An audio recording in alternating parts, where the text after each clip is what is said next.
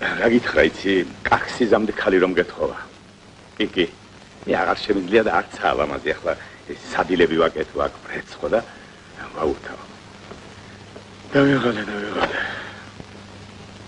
Так, ну, быстрее. В постель. Опа. Кали ისეთი მოიყვანე, რომ მაინც და მაინც მახინჯი არ იყოს. Вот. არა, სასიამოვნო. სახში რომ ეხვალ და უშნო ხალი დახვდება.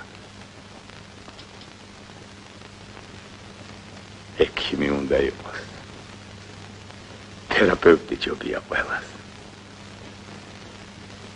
პატიოსანი.